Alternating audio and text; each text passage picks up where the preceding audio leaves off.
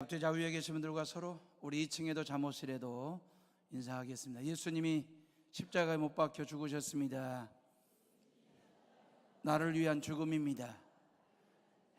다시 한번 인사합시다. 나는 예수님 믿고 구원받았습니다. 할렐루야.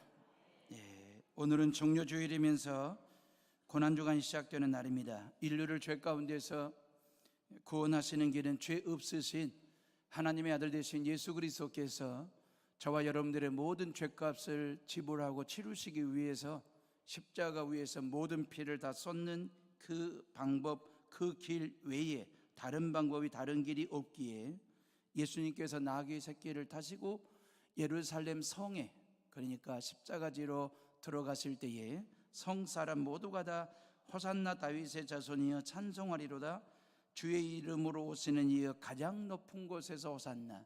종려나무 가지를 꺾어 막 흔들면서 예수님을 대대적으로 환영을 한 것입니다. 종려나무 가지를 꺾어 예수님을 환영했다고 해서 종려주일이라고 하는데, 그날이 바로 오늘이 된 것입니다. 종려나무는 고대인들에게 승리의 상징이었고 승전의 상징이었거든요.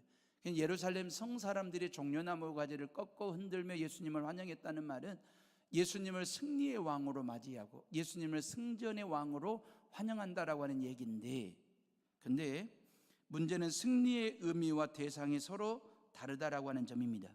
성 사람들은 예수님께서 우리를 로마의 지배로부터, 압제로부터 정치적으로 해방을 시킬 만한 그래서 이스라엘 백성들로 하여금 이스라엘 만세, 독립을 가져다 줄 독립투사로서 예루살렘 성에 들어오시는 예수로 환영을 하는 것이고, 예수님이 예루살렘 성에 들어가시는 이유는 사탄마귀와 싸워 나를 죄와 죽음으로부터 구원하시기 위해서 입성하시는 것이거든요.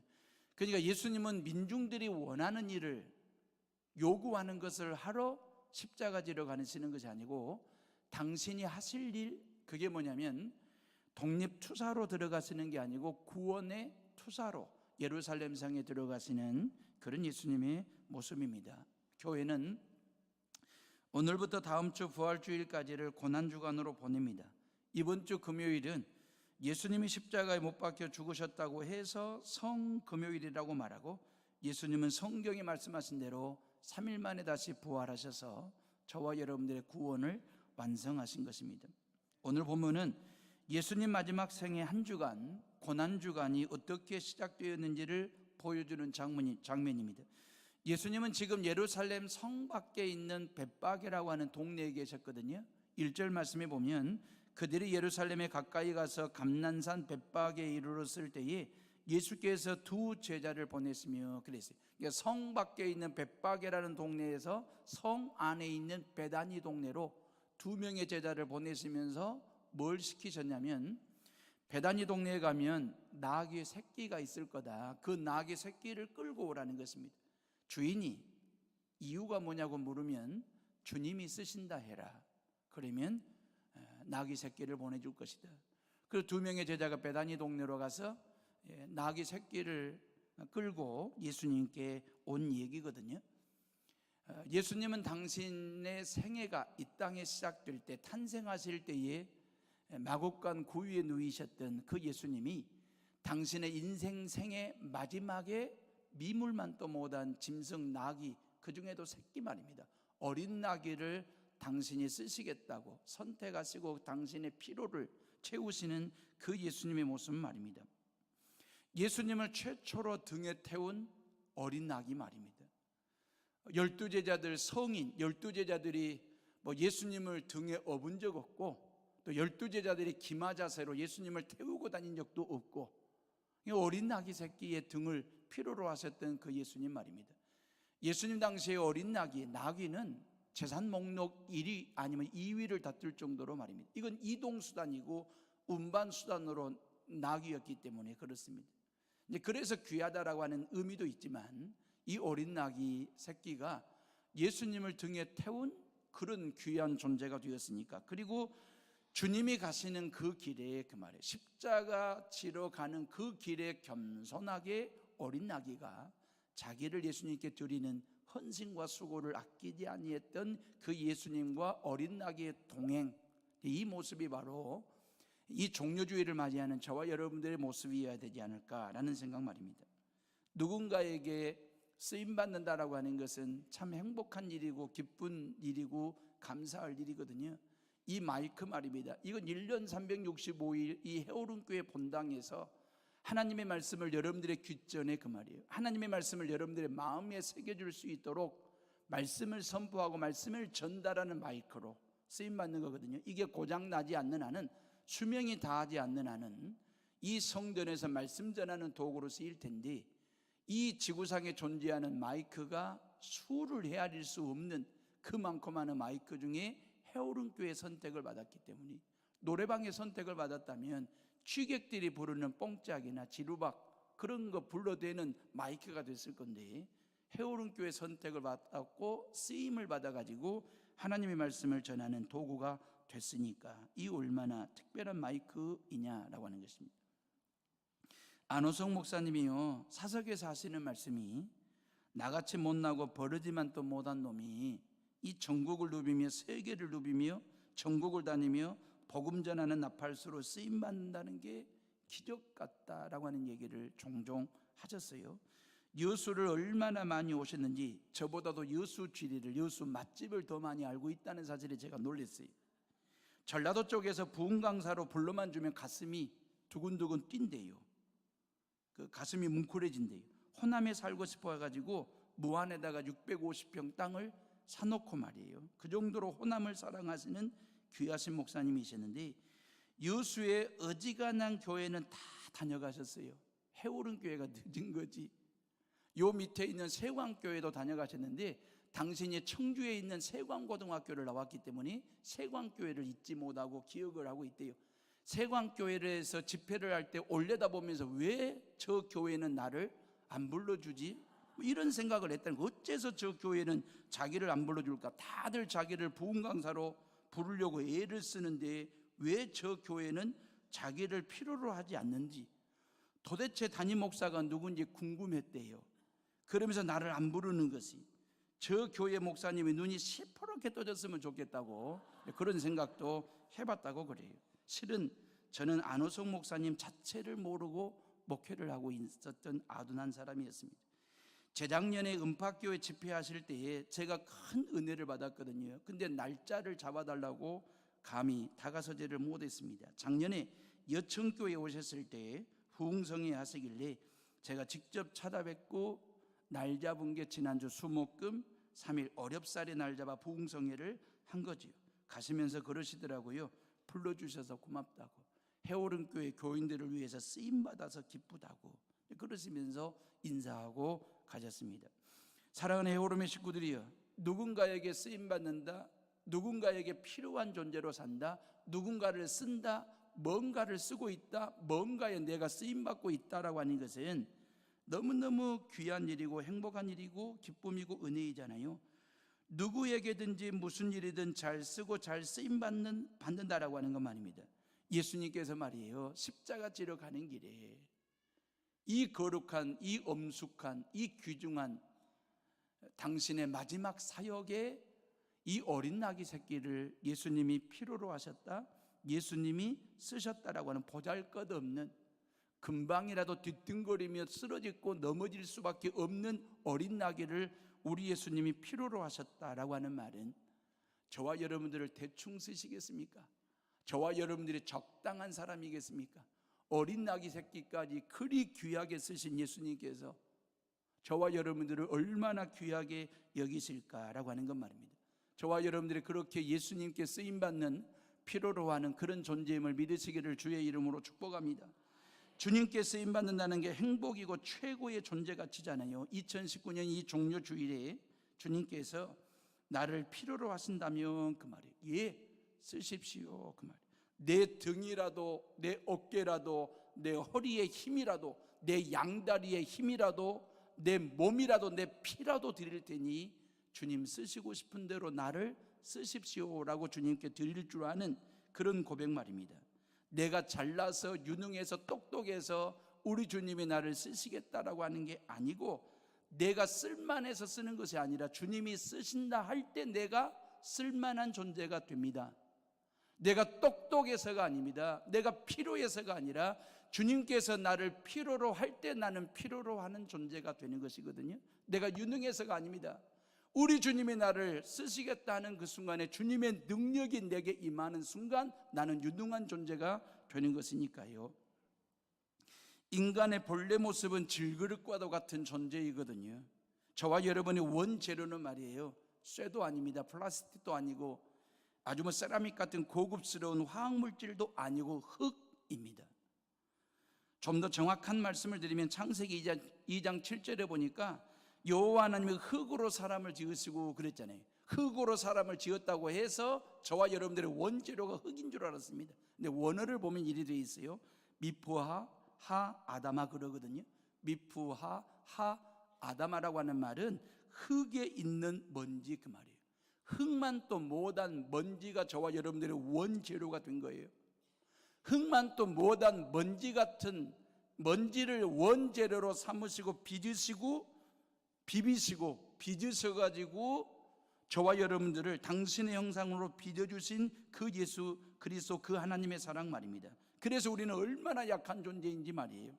떨어뜨리면 바싹 깨지고 말입니다. 가루가 되어가지고 먼지처럼 사라질 수도 있는 그런 인생, 그런 존재가 바로 저와 여러분들의 실존이고 실상이고 실체이에요. 하나님 손에 쥐어져 있으면 쓰임받는 존재가 되지만 하나님의 손에 떨어지는 순간에 언제 바싹하고 깨질지, 언제 쨍그랑하고 금이 갈지, 언제 바바박하고 뽀개지고 짜개질지 한 치 앞을 내다볼 수 없는, 장담할 수 없는 그런 인생을 살아가는 저와 여러분들의 모습, 질그릇 같은 존재, 이게 성경의 저와 여러분들에 대한 해석입니다.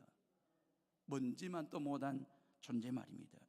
나귀 새끼처럼, 어린 나귀 새끼처럼 언제 넘어질지 모르는, 내 인생 자체가 기우뚱 짜우뚱하면서 언제 넘어질지 모르는 어린 나귀 새끼와 같은 저와 여러분들의 모습이 실존이에요.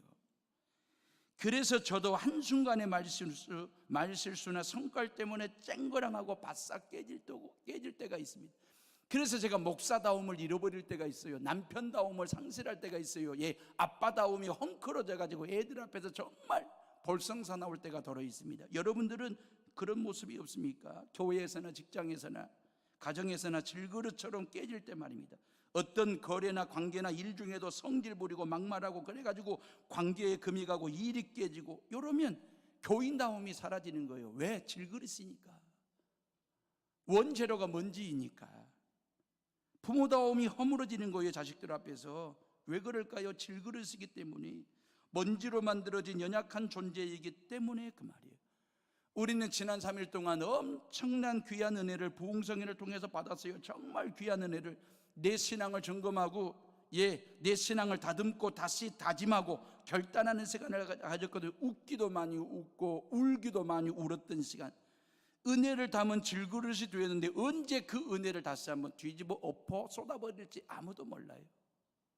은혜는 받는 것도 중요하지만 받은 은혜를 어떻게 잘 관리하느냐가 더 어려운 것이기 때문에, 사랑하는 에오르면 식구들이요, 우리만 그렇게 연약하고 깨지고 부서지는 존재였느냐?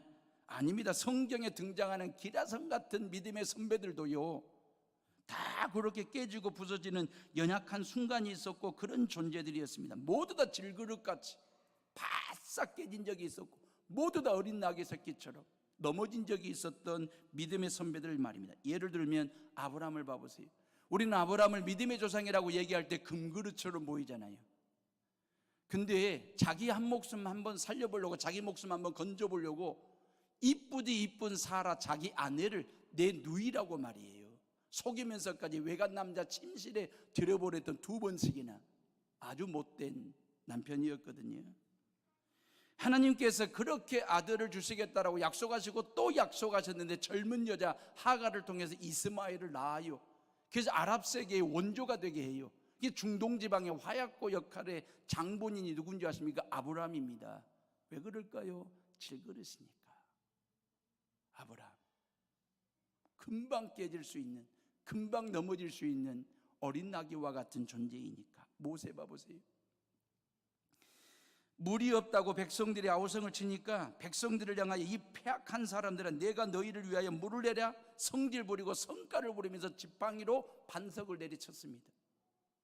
하나님이 말씀하셨거든요. 말로 하라고, 말씀을 선포하라고, 반석을 향하여 물을 내라고 명하라고 말씀을 하셨는데 모세는 성가를 부리면서 지팡이로 반석을 내리친 거거든요. 내리치는 순간에 꿈에도 그리던 가나안 땅에 들어가지 못하는 하나님의 징벌과 징계가 모세에게 내리치는 순간이 됩니다. 그리고 가나안 땅을 내려다보면서 모세는 죽음을 맞이하게 돼요.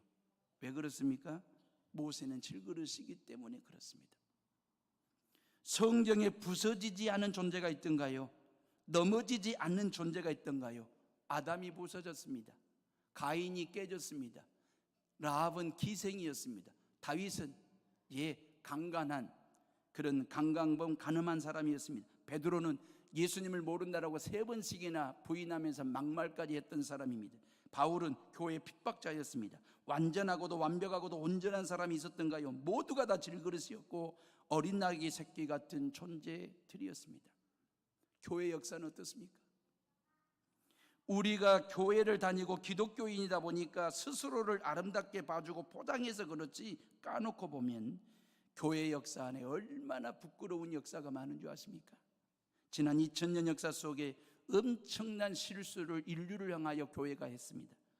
독일 루터 생가에 가면, 종교개혁자 루터 생가에 가서 보면 당시 면죄부 통이 그대로 전시가 되어 있어요. 어마어마한 베드로 성당을 지을 자금을 마련하기 위해서 면죄부를 팔기 시작한 거잖아요. 어리석은 백성들에게 이 통에다가 은하 한 입을 딱 집어넣는 순간 은하가 땡그랑하고 떨어지는 순간에 당신들 부모님들이 지옥에서 천국으로 올라간다, 이 허무맹랑한 거짓말에 수많은 백성들이 호주머니를 털어 헌금을 해가지고 지은 성당이 베드로 성당입니다. 질그릇입니다.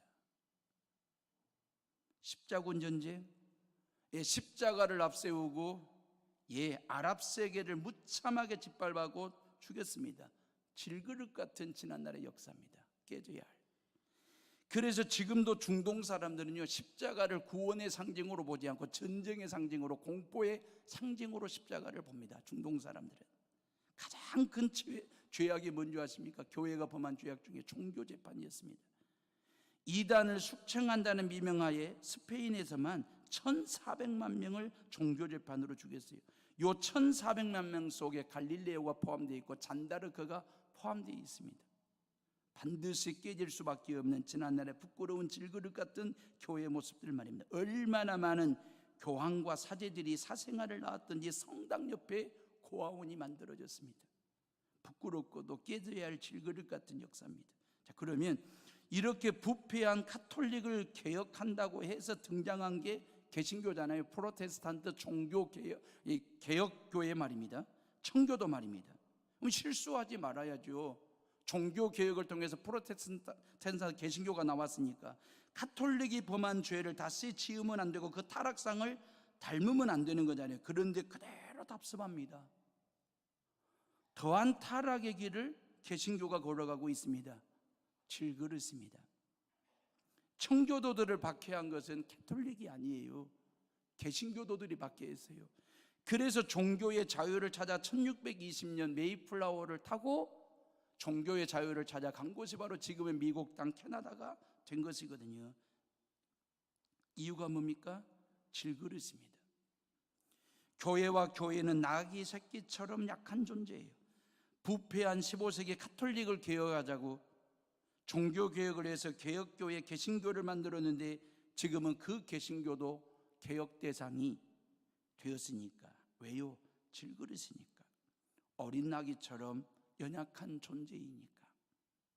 교회는 하나님의 나라가 되어야 하는데 지상에 존재하는 교회 중에 하나님 나라다운 교회가 얼마나 몇 개나 있을까라는 생각 말입니다.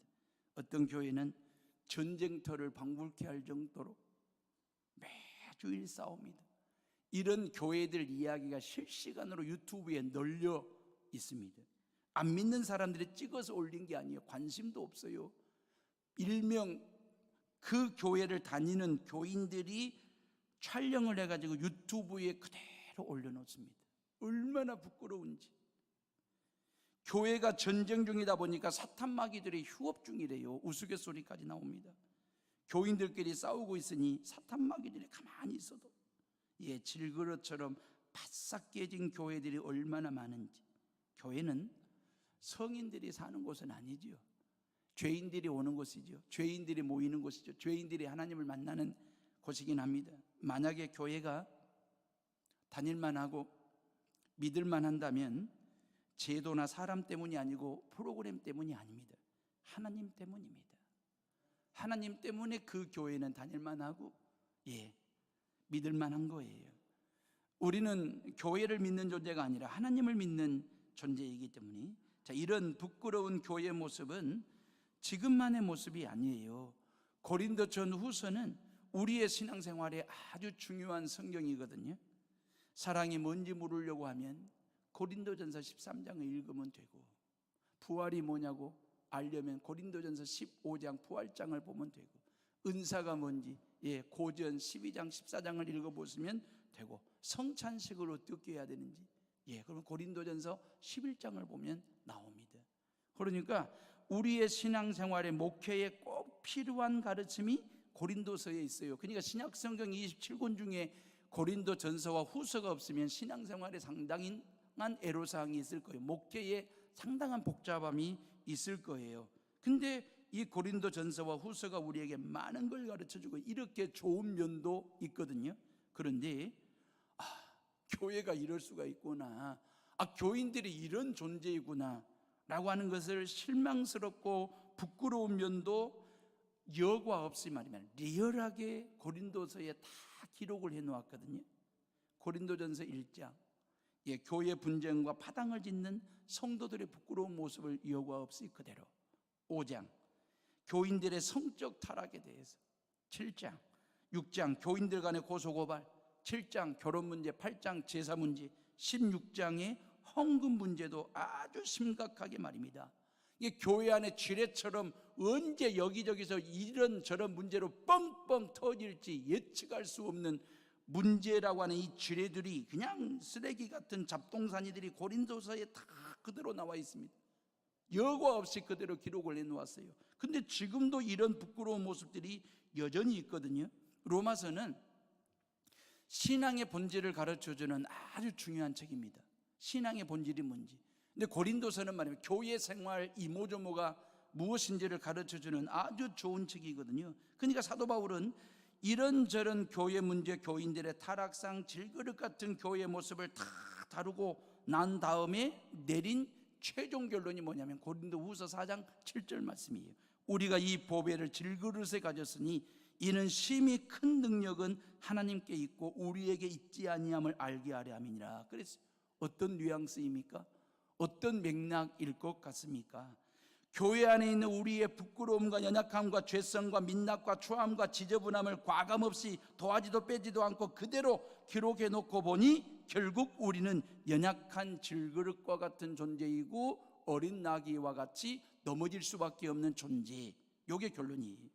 깨어지기 쉬운 존재, 넘어지기 쉬운 존재, 고로 하나님께 쓰임받기에는 어려운 존재, 곤란한 존재들. 그럼에도 불구하고 우리가 이 시간 이 거룩한 자리에 나와 하나님을 예배하고 하나님의 말씀을 들을 수 있는 이유는 뭐냐면, 비록 내 인생은, 내 원죄로는 질그릇 같은 연약한 존재이지만 그 질그릇 속에 보배 되신 예수 그리스도가 담겨 있기 때문에, 그 질그릇 속에 보아이신 예수 그리스도를 내 주로, 내 삶의 구세주로 모셔드린 신앙이 있기 때문에, 그리고 연약한 어린 나귀와 같은 내 존재이지만 내 인생의 고삐를 예수님께 맡기고 예수님이 인도하시는 대로 어린 나귀 새끼처럼 겸손하게 주님의 뒤를 따르겠다라고 결단하는 신앙이 있기에 지금 이 시간 이 자리가 저와 여러분들에게 가능한 것이거든요.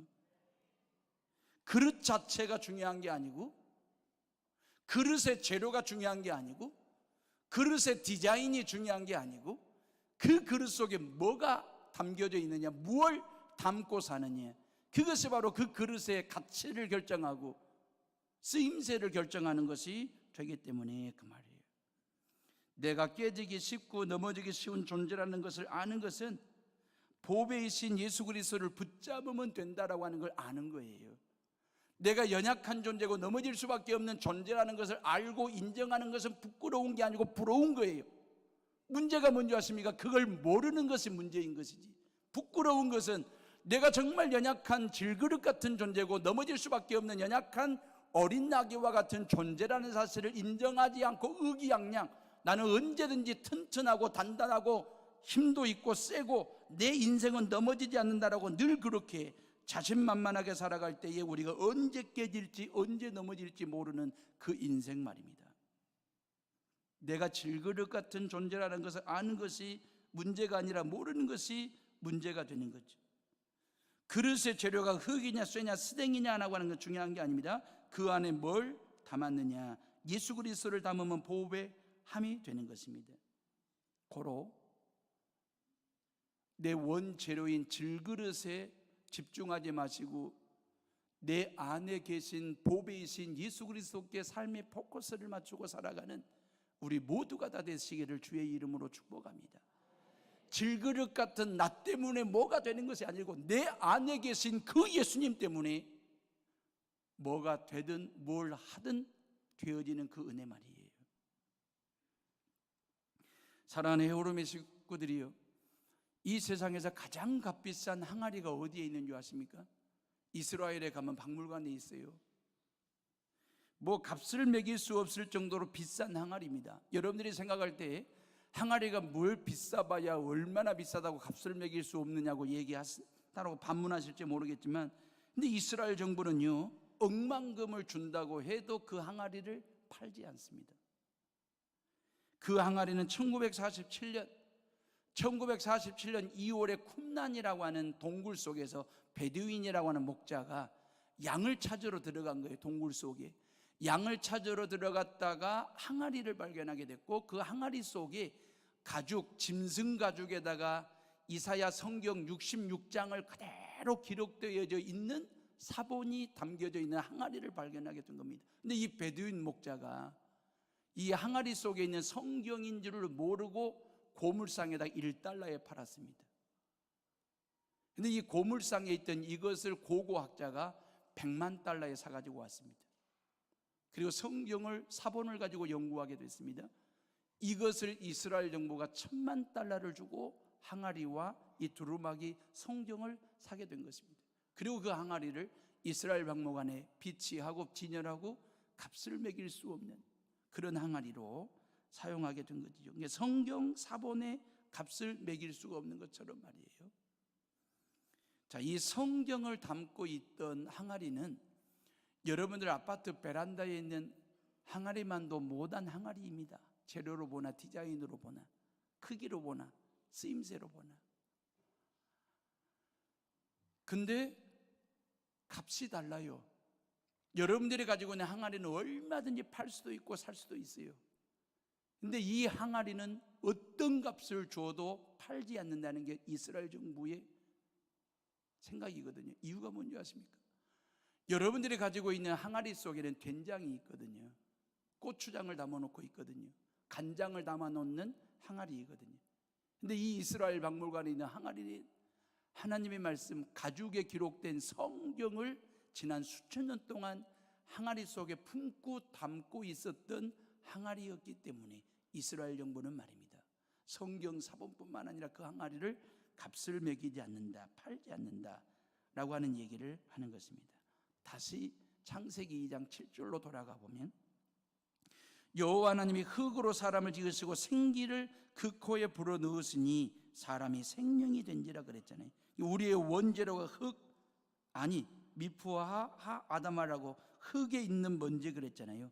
흙만도 못한 먼지를 가지고 비벼가지고 짓이겨가지고 하나님의 형상대로 우리를 빚어 놓으셨어요. 그리고 그 코에 하나님의 생기를 불어 넣으셨더라 그랬거든요. 하나님의 생기를 히브리 원어로 루아흐 하야 그러거든요.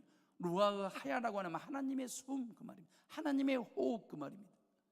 우리 안에 하나님의 호흡이 있어요. 그러니까 다시 말하면 내가 예수 그리스도를 구주로 믿고 영접하는 그 순간에 예수님의 내 안에 들어오셔서 내 안에서 하나님의 숨을 쉬는 거예요. 하나님의 호흡을 하는 거예요. 그래서 우리는 하나님의 맥박을 가지고 하나님의 심장을 가지고 살아가는 새 생명이 된 거예요. 이걸 우리는 은혜라고 말하고 구원이라고 이야기를 하는 거예요. 우리의 육체 바디라고 하는 것은 먼지로 빚어진 그냥 몸뚱아리 하나라니까요. 근데 내 안에 하나님이 들어오심으로 말미암아 그 말이에요.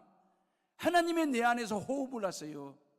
하나님의 숨결이 벌떡벌떡 뛰는 하나님의 맥박을 가진 하나님의 심장을 가진 존재가 됐어요. 그래서 우리는 비록 질그릇 같은 존재이지만 보배 되신 예수 그리스도를 품고 담고 살아가는 귀한 예수 짜리들이 되었다라고 하는 사실 믿으시기를 주의 이름으로 축원합니다. 그렇기 때문에 우리는 자연인으로 사는 게 아니라 그리스도인으로 사는 거죠. 거기에 가치가 있는 거죠. 나는 아기 같은 존재이다. 언제든지 넘어질 수 있는 악이라는 것이 문제가 아니라 그걸 모르는 것이 문제죠. 절대로 나는 넘어지지 않는다. 우기는 것, 그게 문제죠. 나는 강하고 튼튼하고 세고 든든하다. 우기면 예수님을 태우지 않기 때문에. 그런데 넘어질 수밖에 없는 나귀 같은 존재임을 인정하고 예수님께 등을 내밀 때 타십시오. 그러면 정말로 예수님이 등에 걸터 앉으실까요? 아니, 걸터 앉는 순간에 짜부러지고 말 텐데. 봐보세요. 어린 낙이 새끼입니다. 낙이 애미가 온 것도 아니고 애비가 온 것도 아니고 새끼가 왔습니다. 그 어린 낙의 새끼의 등에 33살짜리 성인 남성 예수가 걸터 앉아요. 짜부러질 게 뻔하잖아요. 정말 예수님이 걸터 앉으시려고 어린 낙의 새끼를 가져오라고 했을까? 이 부분에서 제가 그림이 그려지지가 않아요. 왜 예수님은 어린 낙의 새끼를, 겸손하니까, 헌신하고 희생할 줄 아니까, 그러면서 정말로 당신의 체중을 다 실어가지고 타시려고 데리고 오라고 했을까? 제 나름대로 행복한 상상을 해보았습니다. 이 부분에서 타실 목적이 아니고 데리고 가실 목적으로 어린 나귀를 가져오라고 한 것은 아닌가. 당신의 양발 사이에다가 어린 나귀 새끼를 넣고 고삐를 잡고 몰고 가시려고. 가자 나귀야, 어린 나귀야, 가자. 그러면서 당신이 가셔야 될 그 십자가의 길을 같이 가자고, 이 구원의 길을 같이 가자고, 천국 가는 길에 같이 가자고, 내가 너와 함께 동행하며 내가 네 인생 고삐를 잡고 끌고 갈 테니 이끌고 갈 테니 나 따라와. 타시려는 것이 아니고 데리고 가시려고, 그 말이에요. 33살의 청년 예수가 어린 나귀 새끼 등에 걸터 앉을 욕심 가지고 어린 나귀의 힘을 빌려고, 어린 나귀의 등을, 허리를 빌리려고 어린 나귀 새끼를 가져오라는 게 아니고 겸손하게 주님의 뒤를 따라오고 또 따라올 그 어린 나귀 새끼를 데리고 가겠다는, 어디로 가자는 거예요? 구원의 자리로, 예배의 자리로 데리고 가시려고, 천국 가는 길에 동행하시려고 이 어린 나귀를 필요로 하신 건 아닐까라고 하는 것입니다. 정말로 예수님이 타고 걸으시고 타고 달리실 생각이었으면 말을 가져오라거든지 황소를 끌고 오라거든지 아니면 호랑이를 데리고 오라거든지 그러셔야 맞잖아요. 근데 왜 어린 나귀 새끼냐 그 말이에요. 타시려는 목적이 아니라 데리고 가시려는. 왜 저와 여러분들이 이 종료주일에 어린 나귀와 같은 겸손한 그리스도인이 돼야 되냐면, 예수님께서 우리를 데리고 가시려고 그 말이에요. 지금 이 시간 예배의 자리로 데리고 왔잖아요. 찬양의 자리로 데리고 오셨잖아요. 말씀이 있는 이 은혜의 자리로 어린 나귀와 같은 저와 여러분들 예수님이 끌고 오시고 데리고 오셔서 말씀의 꼴을 지금 먹이고 찬양의 기쁨의 꼴을 먹이시는 그 하나님의 손길, 그 하나님의 인도하신 말이에요. 주님 앞에서 나는 나귀 새끼입니다 라고 인정할 때 내 인생 고삐를 잡으시고, 그래 가자, 구원의 자리로 가자, 예배의 자리로 가자, 천국 가는 길.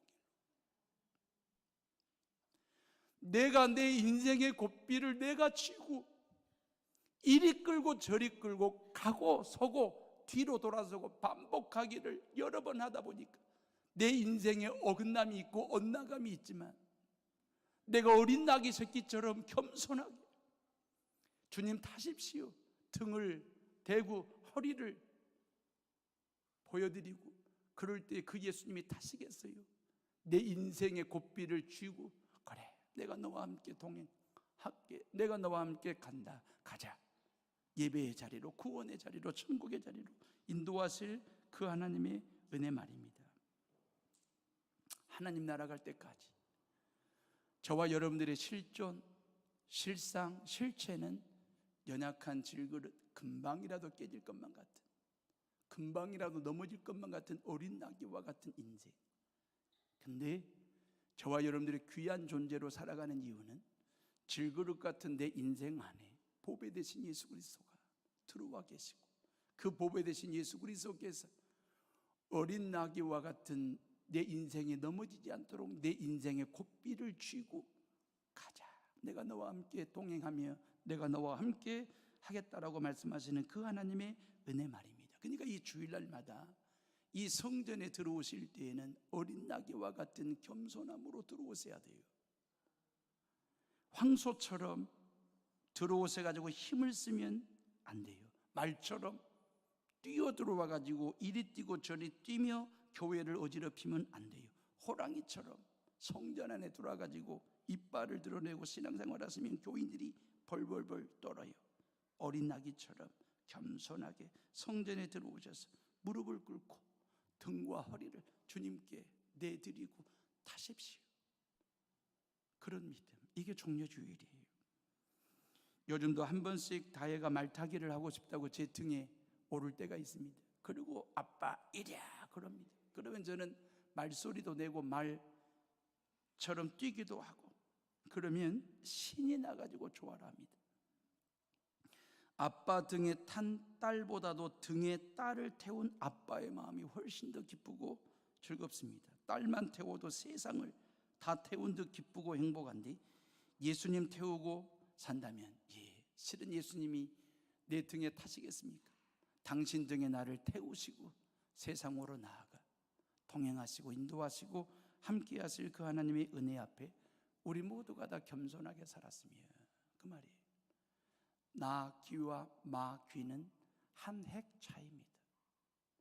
낙이냐 마귀냐 하는 것은 아주 간단합니다. 저와 여러분들을 왜 질그릇 같은 인생 만들었을까요? 그것은 깨지지 않도록, 떨어지지 않도록, 부서지지 않도록 우리 창조주 하나님께서 저와 여러분들을 강력하게 붙들고 계시겠다는 것입니다. 왜 우리가 어린 낙의 새끼와 같은 존재가 되신 줄 아십니까? 저와 여러분들의 인생 고삐를 우리 예수님이 단단히 부여잡고 하나님 나라 천국 갈 때까지 동행하시고 인도하시고 동참하시겠다라고 하시는 하나님의 약속입니다. 이 종려주일에 저와 여러분들이 겸손하게 주님의 뒤를 따르며 인생 고삐, 신앙 고삐를 주님께 맡기고 주님이 인도하시는 대로 순종하며 살아가는 우리 모두가 다 되시기를 주의 이름으로 축복합니다. 기도하겠습니다.